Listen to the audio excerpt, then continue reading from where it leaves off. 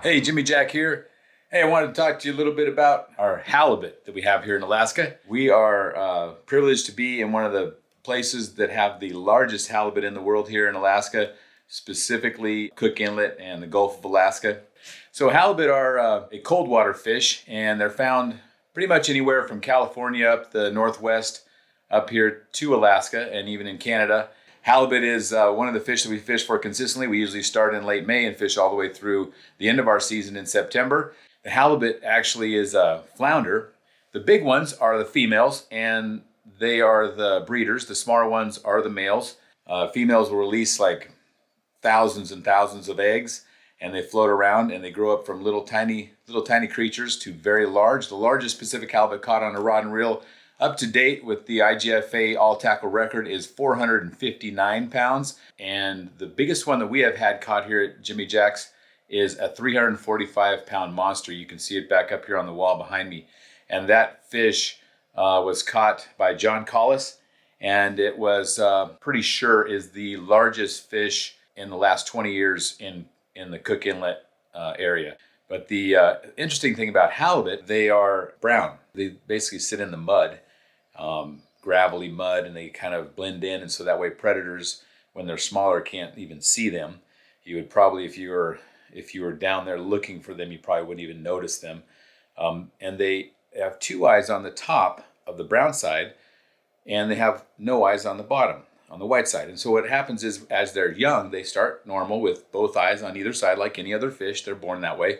And then the interesting part about a halibut is that God made it so one of the eyes actually rotates over onto the brown side. I know, really strange, but that's what happens. And we end up, when we bring them up, we see the brown side when they're on the line. And so we see both eyes looking at us a lot of times. With halibut, they are a very powerful fish, so you get a lot of rod bend. We use big rods, 50, 40, 50s, as far as the reels, and kind of a broomstick rod, because a big one will definitely test any rod that you have. Fighting the halibut, a big halibut, you usually have a halibut running. They actually run along the bottom. You can kind of tell because your line will go out, even though they're very deep.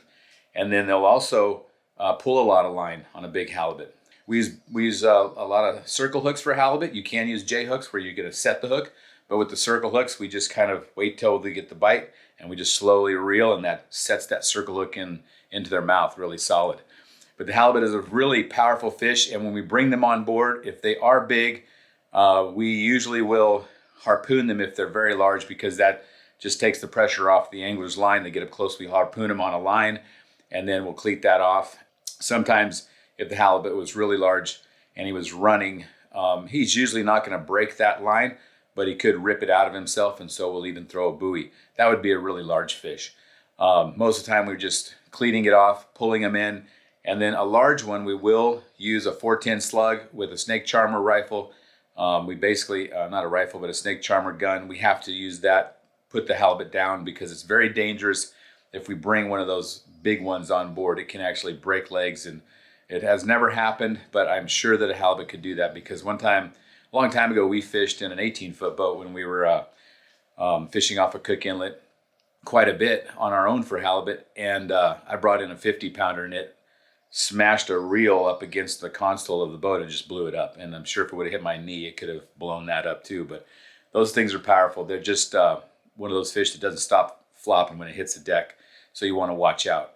A lot of fun though, a lot of up and down fight, not a lot of sideways fight. They're really deep. We're usually fishing those halibut anywhere from early season, you can catch them in 20, 30 feet of water near the beach when we have herring coming by.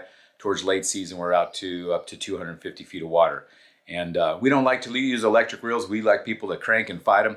So you won't see electric reels on our boats. We will help you though. The deckhands can't help if someone's struggling with a big one. A lot of times they will come up. It just takes time sometimes to just slowly crank a large one up. But a lot of fun. The halibut is a very interesting fish, to say the least, when you look at it. A very tasty fish and a very fun fight. I've even caught a few on salmon rods, accidentally trolling for salmon. That was just, an incredible fight on a smaller rod. If you're trying to search for a big halibut, I'll tell you right now, the little ones are better to eat. The halibut is a sought after game fish, and it's also sought after for its table fare. The fish, the halibut meat is really sought after. You see it a lot in restaurants now. And you'll also see people doing different things with halibut. We do a ceviche, Big Jim's ceviche, the recipe that's on our website. We also see them a lot just fried. Fried halibut. You see halibut and chips a lot in Alaska when you're visiting here. But we fish a lot of halibut. We fish them all summer long, May through September, and we basically start the season with them and end the season with them. And they are, I wouldn't say it's a guaranteed fishery, but it's a very high percentage that we get our limits on halibut. Currently, right now, the limit for halibut in Cook Inlet, where we fish, is 2 fish per person. Anyway, that's a little bit about Pacific halibut that we catch here in Alaska. My name is Jimmie Jack. Thank you, and we'll see you up here.